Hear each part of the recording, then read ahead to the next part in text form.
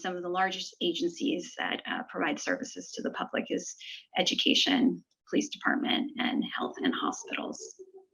So that's just some context about city government. Next slide, please.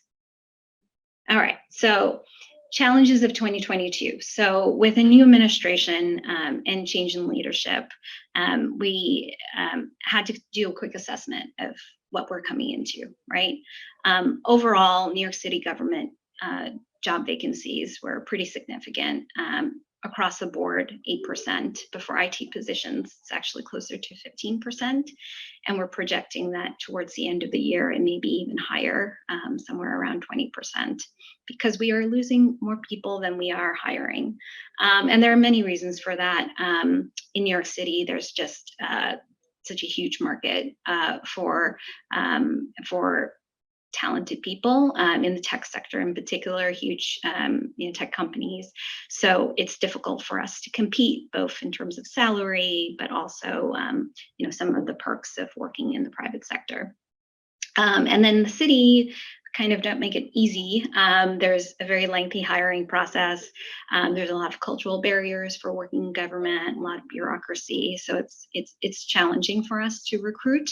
And then on top of not having the people, there's a lot of budget constraints around how we deliver those services. And from an IT perspective, the way we've set up IT projects in the past has led to very large budgets, and that scope has been very difficult to manage. So we're coming in also with budget constraints on how we can continue to maintain those systems.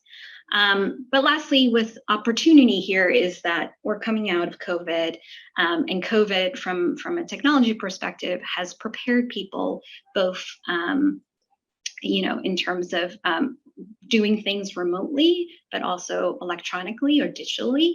And there's a great need and acceptance for more advanced digital services in government. So with that, Catherine, if you can go to the next slide. I'll talk a little bit about the opportunity here for the Office of Technology and Innovation. So Kate already did a little bit of an intro here. In January of this year, Mayor Adams consolidated all the different technology offices that were largely working independent of one another because they reported up to different sectors of city government, now into one agency. So hopefully eliminating some of those silos. The agency is the Office of Technology and Innovation under CTO Matt Frazier. Technology really underpins everything the city does. So it's impossible to harness that full potential without bringing everyone together and eliminating those silos. The tech budget is approximately $3.6 billion annually. We have a 5,000 plus tech workforce. So this is really an opportunity for us to leverage that. We're operating a little bit in a federated management model, meaning that we have some operations that are within OTI, but agencies still have their own IT shops, and we work very closely with them on kind of cross-agency projects, but also supporting them from the investments they're making in technology and also sharing information across the city. So moving on to the next slide. I want to dive into a little bit about what the structure is in OTI. You have the Chief Technology Officer at the top, and the various groups that were consolidated into OTI are represented as divisions. So you have 311, you have an Office of Information Privacy, Cybersecurity, Data Analytics, which I hear you guys are very familiar with. And then we have what was traditionally called Do It, but Technology Operations, which includes application development, infrastructure management, management of all of our public safety technology, and then the franchise administration, which oversees a lot of our telecommunication cable contracts across the city. They also recently launched a big program called Big Apple Connect, providing broadband services to all the NYCHA developments. And then I sit in strategic initiatives. I oversee that team, which is a combination of different groups, mainly NYC Digital Service, and Catherine will speak a little bit about that soon. But I also play a really big role of basically facilitating, collaborating with all the different divisions in OTI with industry and community partners on one hand, as well as our agencies in the city. So a lot of the initiatives that come out of our shop is really about bringing different groups of people together with a common mission or for a common purpose. So next slide, Catherine. I'll talk a little bit about what those things are, what are the areas that we're focusing on in the next 18 months. So we spent some time earlier this year pulling together a strategic plan. The strategic plan has the goal of really defining the mission and vision and priorities of OTI. And we're in the very final stages of releasing it, but here's a preview of our priorities. We've laid it out in 5 areas. The first is building a connected city. So I already talked about our Big Apple Connect project. It's really about ensuring New Yorkers have access and that it's equitable across the board. The second priority is harnessing the power of data. So this is the team data analytics, but also thinking about information privacy, how we store that data, how we can really leverage that data for data-driven decision-making and operations. The third priority is advancing our digital service delivery. So we'll talk a little bit about that with the NYC Digital Service team. Our big project there is the My City portal, a one-stop shop for all public-facing interactions with the city. How do we make it simple, seamless, intuitive, and as user-friendly as possible when you're engaging with the city? And a lot of other applications that we're looking to really modernize and make as user-centered as possible. Our fourth priority is innovation. So innovation is in our name. How do we leverage innovation to really support both New York City, but also city government agencies in serving the city in the most effective and efficient way? So there are a bunch of initiatives where we're looking to develop the tech workforce in New York City, incubate startups in New York City, but also really the connection between the tech sector and city government. So spurring civic innovation where possible. And then lastly, our fifth priority is enhancing technology resiliency. You know, we have to make sure the foundation by which all the other things are built upon are reliable, consolidated, and secure. So thinking about our infrastructures, thinking about our cybersecurity, and then, of course, our engagements with the various city agencies that rely on us to deliver IT services. And lastly, team tech is really about the people.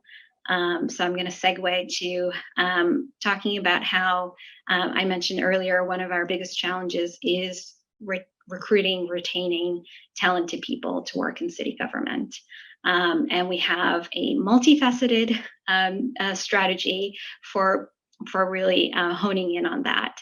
The first is to really talk about the mission, right? Like, in city government, we're not going to be able to compete with the market in terms of salary and other benefits, but we do have the most exciting projects going on in city government, and you know, people who work in the public sector really believe in public service.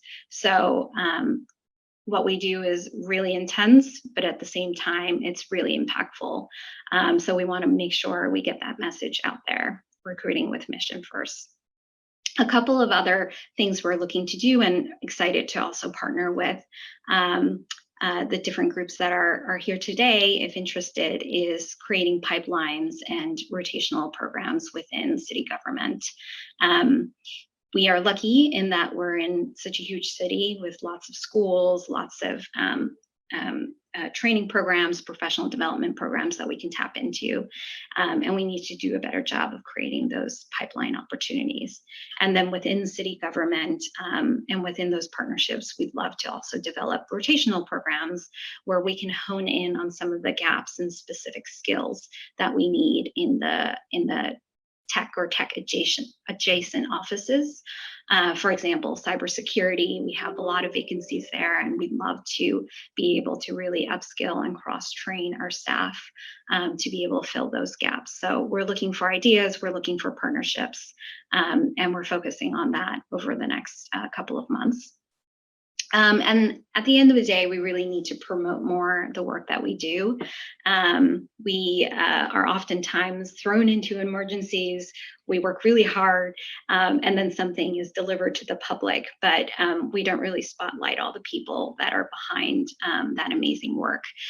So we want to do more of that in terms of employee recognition programs, but also just speaking about our work in various venues and ways that we can broadly share the mission vision of our office, but also all across the city, the IT work that seems behind the scenes, but is very much in the, on the front lines. And we want to continue to build this network to support culture change, right? Working in government is really hard. I've been here for 12 years, and I was very surprised in the first 6 months that I would stay as long as I have. But there's a lot of bureaucracy. I think you can get through that by building a really strong network of peers, of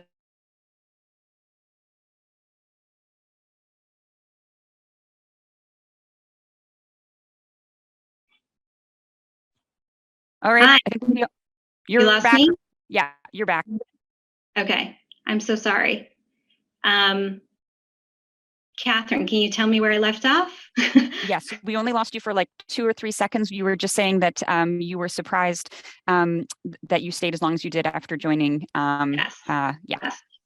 Yes. So I was just saying how it's really important for us to build this community of peers and like-minded folks who are interested in changing, making change, and building that support system. So I'm sure there will be a lot of questions, but that's the end of my set of slides to talk about the context by which we live in New York City, the people that we serve, and also how we've organized OTI to hopefully deliver the best services we can to New Yorkers.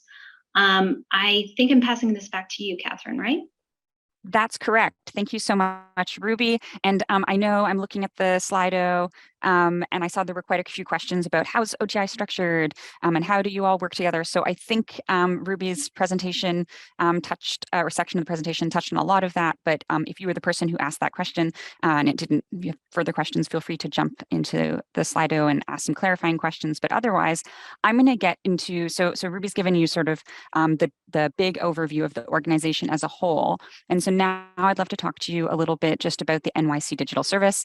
I know we spoke to you all a year and a half ago. Yeah.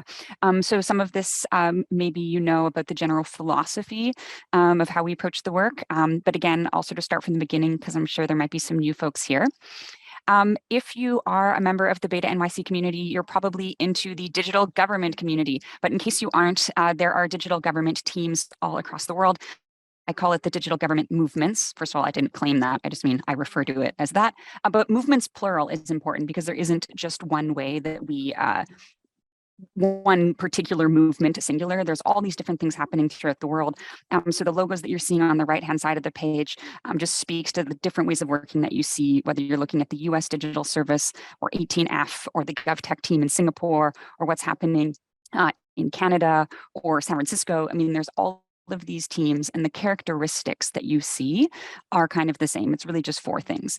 It's firstly a relentless focus on user-centered design. When we mean user-centered design, what we mean is that we speak to actual end users. Usually this means constituents in government, but it can mean many things. It often also means government staff themselves or people in arm's length organizations, but listening to them through doing things like one-to-one user research and having their feedback directly inform any subsequent product design. So that's the first thing. The The second one is agile ways of working. So in terms of your software development approach, this happens to be a capital A. I know this nuance won't resonate with everyone, but we actually usually mean small a agile. So we're not, super prescriptive on precisely what sort of agile approach. What we're referring to here is the concept of working in sprints, usually about 2-week sprints, and the idea that you're releasing increments of working software that have been tested with users, both in a user-centered design sense, but also tested in a product sense or development sense, and doing that every 2 weeks and sort of iterating relentlessly. The third thing is a product management culture, which is why we're so glad that we have Dominic here on the call, because he is a huge champion of using product management approaches. But basically, looking at technology projects from that product management lens. And then everyone at Beta NYC will be excited about, where possible, the digital government movement tends to use a default to open culture. So that doesn't mean literally everything's built open source, but it means that philosophy is often front of mind, and we're looking for ways to incorporate that. And it also can mean not just in software itself or code itself, but also trying to do sessions like this to sort of talk about how we work and make it so that people sort of see what's happening behind the scenes as much as possible, so that we can bring in people. And sort of the ethos there is that the more we make clear how we work, the more people are able to sort of participate and sort of engage with us, because they have a better sense of how we're working. So when we talk about the NYC Digital Service, or digital generally, this is a quote from Tom Loosemore, who, if you're a big digital government person, know that that's an individual who'd worked in the UK. And he has a quote that you'll see a lot. So it's, if you want to remember this quote, if only to know that you're going to see it a lot potentially, because it circulates all the time. And sort of the definition of digital for us is applying the culture, the processes, the business models, and the technologies of the internet era to respond to people's raised expectations. And that raised expectations bit just so critical. I'm sure many of you know that people's expectations of what it feels like to engage with government have really, heightened over the years, and they expect sort of the same caliber of digital experience when they engage with government online, a similar caliber to what they experience when they do sort of e-commerce transactions. And so in order to meet those raised expectations, there's a different cultural way of working, different processes, different business models, and obviously different technologies that are needed to respond to those expectations. And part of that relates to how we compose teams. And so this is just a sample structure of what we mean when we talk about a product led organization, or when we talk about multidisciplinary teams. We mean, whether you follow things like the, 2 pizza rule. If you're not familiar, it's the idea that no product team should be bigger than you can feed with 2 pizzas, or this idea of, how you structure a team to make sure that it has all of the different types of skill sets that you need and deploy that to a given problem. So you'll see things like a product manager, a data analyst, a user researcher, a designer, developers. And so sort of, it's not literally a template for every project, but these are the types of roles that you'll see on projects that we work on. Very briefly on this, and I'll show an image of this in just a second, but we also sort of break down product in the discovery, alpha, beta, live sort of construction of product development. We're in discovery, we're doing outlining of user needs and understanding what the problem space is. In alpha, we're trying to build sort of a very, very MVP that meets many of the user needs, but it's not yet something that we necessarily want to release publicly. It's not quite ready for prime time. A beta service is when that's improved and often tested at scale. And live is, of course, a live service that's ready for everyone to use. And so what that looks like in the context of iterative development is something like this. And you'll see this a lot if you're following or into the digital government movements. Many governments take this approach, and also companies too, but this sort of way to sort of break down projects.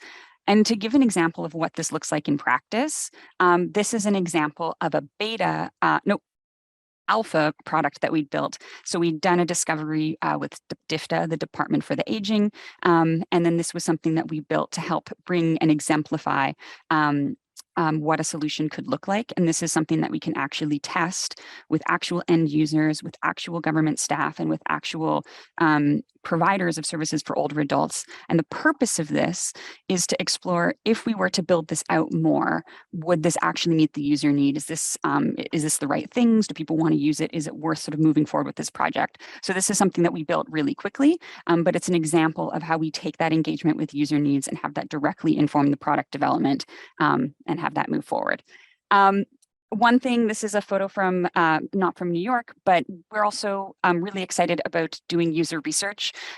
We mentioned that before earlier in my deck, I was speaking to that. And this is an example of what we mean. So on the screen here, you can see a user test that's happening that I was conducting with an individual. And what you're seeing in the room here is a senior stakeholder, an executive stakeholder watching an actual constituent engage with the product as it's in development. And so this idea of helping to bring together some of those engagement opportunities with sort of decision makers and helping them see how these things that they're trying to advance are, or sometimes uncomfortably, are not fully meeting user needs, but making sure that we can then iterate to sort of meet any unmet need that's identified through this testing. And so we're able to do this early and often and do this upstream rather than waiting until an entire solution has been built to test it. And so finally, before I give some shameless plugs about some of the roles we have open, really one of the key philosophies we have both for the NYC Digital Service team and how we work, but also for digital government teams generally, are sort of these three principles here. Firstly, the concept of just starting. One thing that's really distinctive about this way of working and that you'll see in sort of similar digital government teams all around the world is this idea of just start. It means until we start making something, until we start putting something in the hands of users, it's difficult to know what's going to work or what's not going to work. So there's very much a making culture. Related to that is the sort of minimum viable everything approach. I think Ruby sort of touched on just the sheer complexity of the work that we do in government.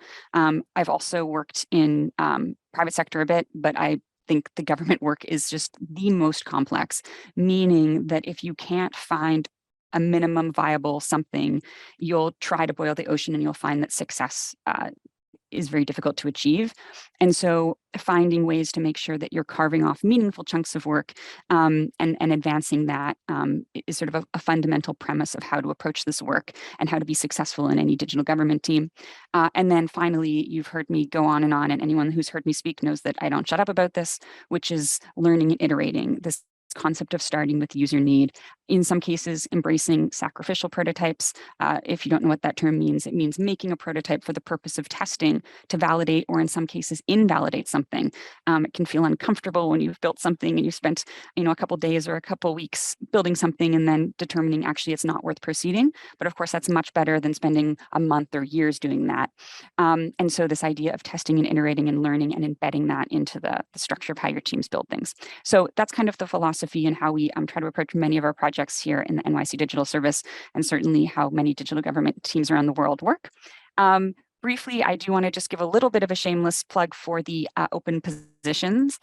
If you're interested, there are sort of two ways you could look for them. The first one and the easiest one is nyc.gov/careers. And in a second, I'll drop these into the chat. So you have both links. So that's all roles that you'll see.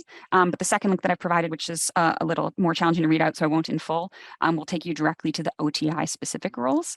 But to give you a sense of what the roles that we have available, this is just a sample. There are so many interesting ones, tons going on in cybersecurity. A really exciting one, this is a specific role, a policy advisor role for blockchain. Just to be, as an aside, you don't see tons of opportunities like that come up. So that's a really exciting position if that's something that gets you excited.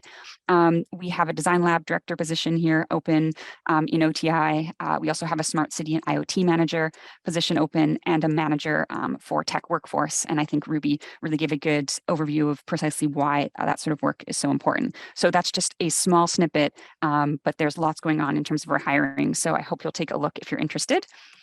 Otherwise, it's Q&A time, so I'm going to stop sharing my screen so I can see your lovely faces and also see the questions themselves.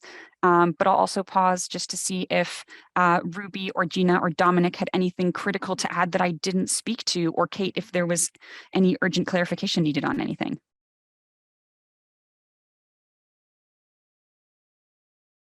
Nothing from our end. I see thumbs up from Gina and Dominic. Yeah. Cool. Well, thank you. That was a great overview of everything that's going on, and especially the challenges and opportunities of all your work. So for folks who've just joined us or who joined us in the middle of the presentation, I'm Kate. I'm with Beta NYC. We have a space where people have been posting questions. So I think, Catherine, you have access to that. If you want to just sort of take the questions and we can go through them. And for folks who have not seen that link yet, let's put that in the chat again. This is a great time as well for everyone in the room to introduce themselves. If you haven't in the chat, let us know who you are, where you're coming from, if you're based in New York City, what borough you're in, and also if you have a bagel, like me, or have someone who delivered it to you very kindly in the middle of the presentation. I'm clearly doing it wrong because I only have coffee, but it's good coffee. So I'll jump into the questions because I know I went a little bit over time. The first one I wanted to tag Ruby in on, somebody had asked, and also everyone else is welcome to jump in, but I think Ruby's perspective, I think would be excellent on this, is what's been challenging and what's been exciting about consolidating 6 agencies under one roof. So I'll give that one to Ruby in just a second to start us off. And then I'll maybe the next question we'll tee up is Dominic and Gina, you can jump in about the meter for success. But otherwise, over to Ruby. Hi, everyone again. Can you hear me okay? I'm having some technical difficulties. We can hear you okay. Great. Let me know if you want to circle back on this question, though, as you troubleshoot. Sounds like you're good. No. I'm good. I'm good. So what's challenging? Obviously, this is not just public sector, but any type of merging of organizations is difficult. And you have different sets of processes, management styles that you need to reconcile into one. The good news is I think that everyone is excited about this consolidation. You know, these offices had been in existence for a number of years, and the groups of people had been working together separately before, but having one leader and having one strategic vision is really helpful in guiding everyone's work. So I think it's presented itself a lot of opportunities for us to collaborate, to really learn from each other. And you know, there are growing pains for starting a new agency, a new organization, but I think we're all excited to tackle these big challenges together. Awesome. Thank you, Ruby. I will, if anyone else has follow-up questions on that, I guess post them in the Slido and we'll circle back on them. Otherwise, wanted to tag in Dominic and Gina.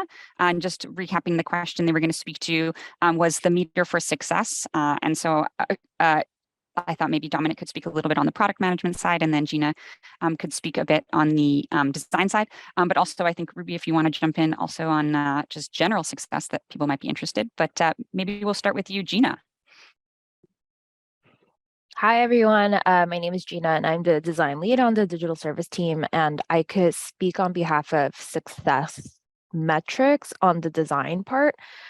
We just always view this as two-pronged, like getting clarity and delivery. And for both parts, it's a combo platter of making sure we have data and we're doing qualitative user research. So on the clarity side, could look like interviewing people and validating like we're solving for the right problem and we understand what the problem is, and looking at metrics and analytics and kind of learning from how the website is functioning today. So it's like people are not clicking on this, like there's a low rate here, and just kind of getting all those numbers down so that then when we do come up with the solution, we usability test to get validation of like what is usable, where are people getting stuck, and just kind of hearing and understanding like why certain things are like not a good experience. And then after we launch, we have to check if that was successful, and just kind of understanding like, did our design solutions meet that need or improve that or increase the number? So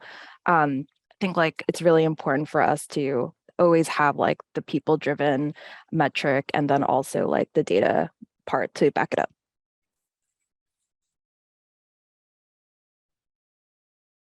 Yeah, so from a product and application development angle, I mean, there's definitely things, metrics like increase in downloads, increase in usage of systems, steady state, we're not seeing a drop off in usage. But really it's definitely a mix of quantitative and qualitative as well. One of the first things is, are we even able to measure in the first place? Like, did we set up the technology correctly to be able to measure what we want to? And did we think about, what our goals are and what success looks like? There's positive feedback from users of our services, positive feedback from our agency customers, since we serve a lot of agencies and are building, really for them as well. There's happiness of our staff, team cohesion and velocity. We'll see on large products, where we've had to form teams, and we can see as we move along that they're in a flow. They're really able to get, well, we've got that task. We'll take on that user story and feature, and we'll deliver on that. And so you can see that there's certain teams that are just gelling, and other teams where there may be some issues. So kind of part of that is also, are we able to fix the inevitable bumps that teams always have, and are they doing that in a collaborative way? Another thing is successful hiring and retention, which Ruby and Catherine have both talked about. I think that it's important to see, you can see if there are issues, if a certain area is not retaining. So I think that's at a high level. I would say those are some of our key metrics. Awesome. Thank you, Gina and Dominic. So in a second, I'm going to hand it over to Ruby. There was the question about, can you describe how things are structured at OTI? How do you ensure that departments don't continue to work in silos? So I think, the presentation covered a little bit already how things are structured, but maybe Ruby could jump in on how departments don't work in silos. And then after that, I see that there is a couple of questions related to hiring and diversity in hiring and outreach in hiring and career breaks in hiring. So then I think after that, we're just going to do hiring stuff question. Before I do that, I'll hand it over to Ruby to just talk a little bit about how we ensure that departments don't continue to work in silos. Great. So I'm interpreting that question as departments, city agencies across the city, as well as departments within OTI. I think that's a good interpretation, but if you're the question asker and you're on the line, feel free to jump in and clarify whether it's by Slido or if you can drop in the chat. Otherwise, Ruby, go with your interpretation. I can answer both ways. So in terms of all the city agencies that have IT shops or kind of business operations that rely on technology, how do we work together? So there is a group that's under me. It's a customer service team. It's made up of staff that man the service desk. So we're basically the IT help desk for a lot of the smaller agencies. And also this group called agency relations managers, basically doing a lot of agency engagement work. They are liaisons from OTI to those city agencies, and they serve as both kind of reactive and proactive support to those CIOs. So the goal there is that we're able to field their requests and navigate through whoever needs to be involved in OTI to solve the problem the agency has, but also understand the challenges across the city and bring people together where there are common challenges. So we're hearing that agency X is looking for a solution to do XYZ, and agency Y has a solution that's very effective. Let's put them together and let's have them chat. So we're thinking about ways of expanding this agency engagement team to solve that problem of agencies working in silos. We need to build that network, build that information sharing platform, and then hopefully mediate a lot of those silo challenges. And then within OTI, my role in strategic initiatives and many of my teams were created for the purpose of really facilitating and coordinating the different groups in OTI. So that's my measure of success. Are we all gelling together? We do this in many ways. When we have a project, we pull together all the stakeholders and have regular meetings to make sure we're all in sync in terms of the scope and the schedule and navigate those issues and decisions together. We also have regular executive staff meetings where we talk about the work that every division is doing, and we sync up in that forum as well. And in a lot of informal ways, happy hours, events. So those are our strategies for hopefully breaking some silos. Awesome. Thank you, Ruby. All right. I know we have about 5 minutes left, so I'm going to jump into and I think we're all going to have to jump in and contribute on this one. The question of hiring, such a great one. I will get the ball rolling. So just to recap, there were some questions about is there a policy about people who've taken career breaks? There's a question about how we approach diversity in hiring, and also just some general questions about how we go about doing recruiting and hiring. So as sort of we've all kind of alluded to and Ruby spoke to specifically, the digital government space is such an exciting space to work in. I won't lie, of course, there's bureaucracy and that can be a little bit frustrating. In any democratic system, people get excited and they want to move quickly, but also you don't necessarily want things moving at a lightning fast pace. We're very thorough and we, take a researched and methodical approach to things.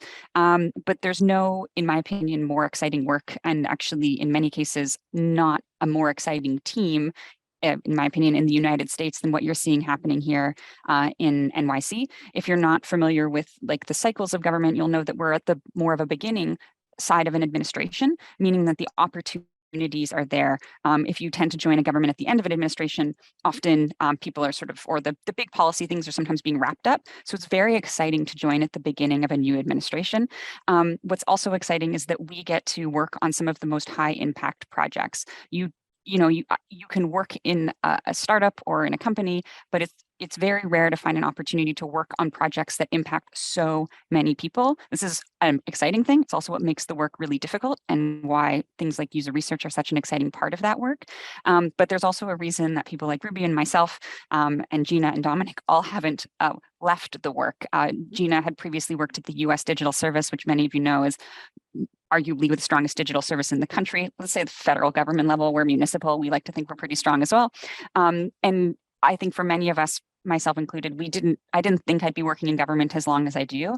It's addictive. It's addictive because the impact is so huge. The opportunities are so exciting. And also the people are awesome.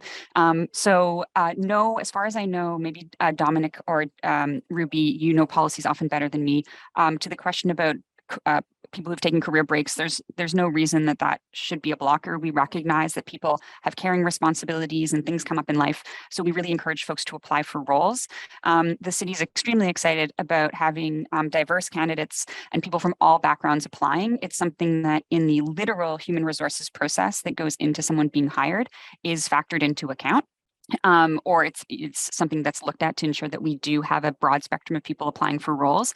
But then as our team, the NYC Digital Service team, literally is recruiting, we're reaching out to many groups. I think we are often on beta NYC newsletters, but also trying to reach out to, we keep a long list of different organizations who we want to keep looped in with our roles to make sure that people are hearing about it, even if they're not necessarily in the digital government space. And then also sometimes when we're doing a big wave of hiring, we might set up info sessions with organizations. For instance, we did one with I can't remember which school it was because Rapi led it, I didn't lead it, but with more sort of early career professionals with some of the universities, and we brought several universities together to do one session so that everyone had an opportunity to hear about not literally everyone in the whole world, but many of the students had an opportunity to hear about the job postings that we had.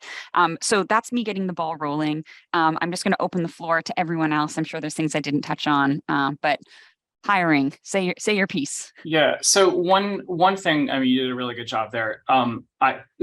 We need to keep in mind also that we use the civil service system in the city. And so I just want to promote and suggest to people to, it's a very complicated system, but learn about it as much as you can. But more importantly, the Department of Citywide Administrative Services, they run all of the tests, the open competitive exams. If you have an inkling, you're not ready to now work in government, but you think maybe someday you want to, I highly recommend just starting to take these exams, because that makes it so much easier to hire people off of people that have taken the exams and are on lists. So that's just sort of a pro tip that can really help down the road. And Dominic, can you briefly explain what a test and exam is? Because people might not know. Yeah, so there are various, I mean, this is a very complicated system and we only have a few minutes, but there are different titles in the city, civil service titles, which are different than our office titles. They're very distinct. Like my civil service title is administrative manager, but you can see that I'm not using that at all. But I took a number of exams that either were actually like fill in the bubble multiple choice, or a combination of experience, where I was able to put forward, say I have this many years of experience in these key skills. And then I was, basically qualified for a certain number on a list, and then I was picked up off that list. So these exams, so some of the exams are closed, and some, when I say open competitive, is anyone can take them. So if you remotely qualify, you can take these exams, and it helps to start progressing you to be able to work in the government. But yeah, again, the Department of Citywide Administrative Services they administer it, and they should have information on their site about it. Well said. And I jumped in the chat to mention that what Dominic just explained actually isn't unique to NYC. Sometimes people think, oh, it's a uniquely quirky NYC thing. It's actually not. You'll see it in lots of governments around the United States and actually around the world. We can go into why that is later, but it's just a thing about how governments hire. All right, Gina or Ruby. I could pop in. I think hiring in tech in general is an echo chamber, and there are a lot of small echo chambers, and it's kind of like the way algorithms work. So I say a lot of it has to do with like us doing a ton of outreach and just making these opportunities accessible, and it just comes with awareness. So I think we have like an ongoing list of places we're reaching out to, but I don't know, stay tuned, keep us accountable. Thank you, Gina. Okay, and I know Ruby had to drop for another session, so I think that's our cue that we've run over time. I know we didn't get through every question, but thank you so much for coming and attending. Kate, I'll turn it over to you, because it looks like you've got some other things to add. Yeah. Well, there's one more question in chat. First of all, how can folks reach your team, and are there any contact details for those not applying for a job? Awesome. Yes, I will share with Kate. Kate, you'll be sharing out something afterwards with the group. Is that correct? Yeah. And I also believe somebody asked me about sharing a deck. So I believe there's a public version of the deck that we'll be sharing with registrants, and we can share contact information as well. So thank you for adding that. Thank you, everyone. And Dominic, that was great advice. I never even thought about that, but that's like great. Yeah, go take the exams. Also, it's fun to learn what they're asking and to brush up and study about New York City government. That said, I know there were a few questions that didn't get asked, and maybe we can follow up and get some answers, particularly around like what projects are you working, and is there like a backlog and a GitHub? So, and then somebody asked a question about publishing data sets and whether there are changes planned. I don't know if I have enough specifics about that, but I'm happy. We coordinate a lot with Open Data and the team. The New York City Open Data Portal is a really great resource, probably one of the best in the world.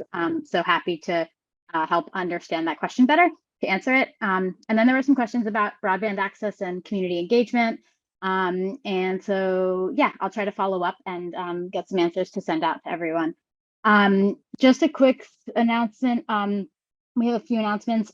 If you're hiring, if you have announcements or you're looking for a job, feel free to raise your hand right now or post in the chat. We love to hear about that. And oh, Deborah, go for it.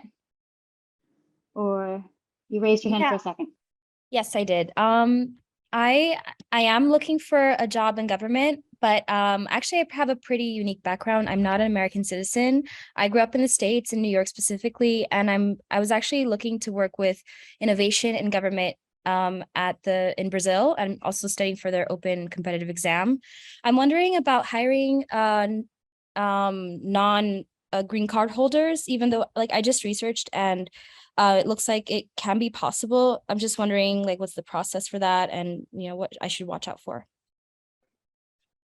Awesome. We should Dominic, get back. Yeah, we should get back to you on that and maybe actually connect you with our human resources person, because I'm not very familiar with that. But I do believe you're right. Like I believe if you have a NYC ID, that can help you in that process. So yeah.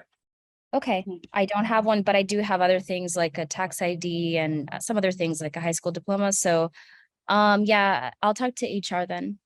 Yeah, I'm just thinking because then of course we also need tax IDs and stuff like that. So definitely let's follow up on that. It's a good question. Okay, thank you.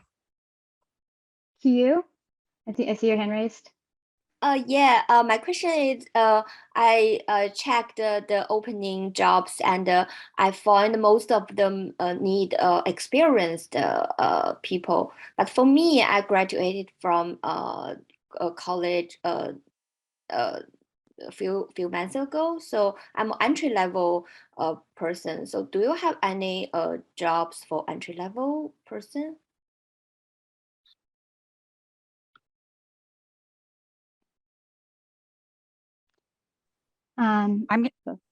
Yeah, awesome. I'll jump in on that. I think I need Dominic also to jump in because, yeah, most of the roles that we have tend to have at least 2 years of work experience at a minimum. We usually do have some opportunities, particularly affiliated with the universities. But off the top of my head, I cannot recall the exact details. I'm not sure if Dominic, you do off the top of your head. No, you're right. It's an issue, unfortunately. So, that there is that kind of that gap, and that is another reason why I was saying, it's important to take the exam, because that can, if you have experience, you can take the exam in a certain area, or you could qualify. So it's definitely, yes, it's a tough that just out of school, not having enough experience yet, if you're not in the, in a school that has a program with the city, it's difficult. But I mean, I think there are some positions. It's just, there's not a lot. But it is something that we're aware of, that we need to try to fix. And when I say we, I don't just mean OTI, I mean the city. I will say that, if you're a student or a grad level student, so someone that's graduated college and you've studied in a field that's relevant to like OTI's work, Beta NYC has a lab, and periodically we hire folks to work as like sort of data analysts, civic analysts to help support, and it's kind of like a learning and doing environment to gain portfolio, to like build their portfolios. You can talk to Z about it. Our current fellows or current associates are Eric, Sujin, and Hauche. And and Felicia, I see your hand. I'm just going to quickly say 2 announcements, and then we'll go back to hand raising. Okay. This is a helpful resource for folks who want to like stay in touch and join Beta NYC's community on Slack, on Facebook, on Twitter.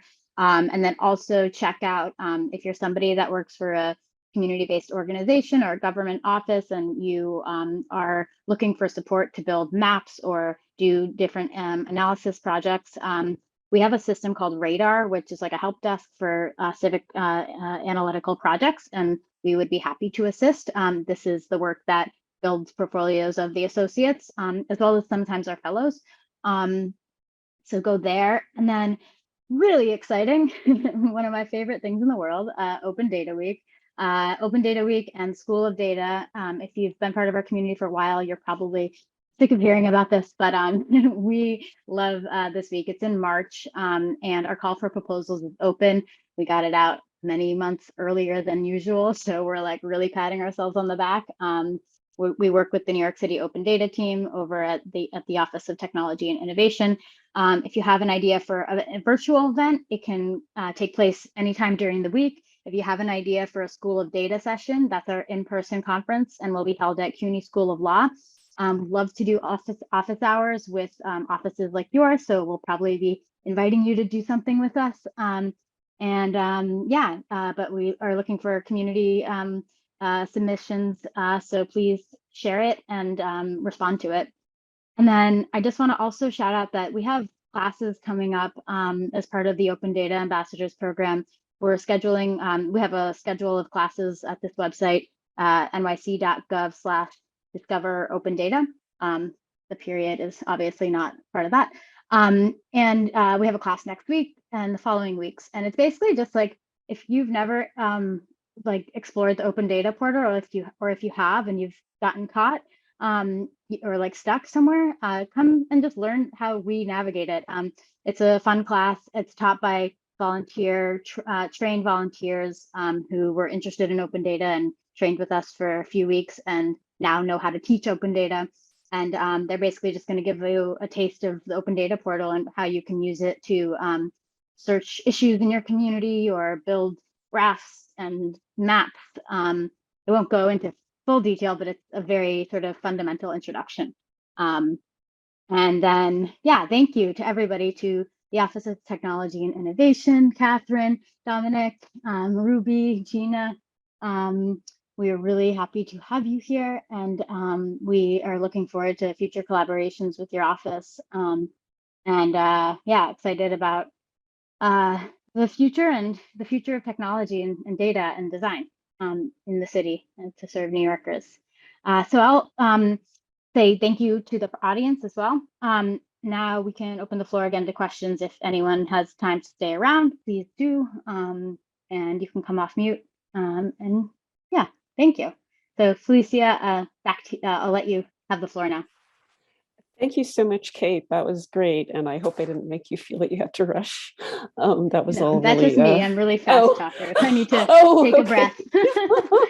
Okay, yeah, that was all really fascinating. Yeah, I have a pretty short question. Maybe you could actually answer it. I'm just wondering about the policy towards remote work. I would love to not have to be go to an office, 5 days a week. So yeah, I'll go back on mute. I have a feeling that policy exists and isn't changing, but maybe someone who works in a government office wants to respond about that. The policy is currently that you report to the office, right? Yes, for now, for the foreseeable future. I know that is the position of the administration. I know that there's definitely there are certain unions that are advocating for hybrid. So guess watch this space, see if things change, but that is the policy. Okay, thank you so much.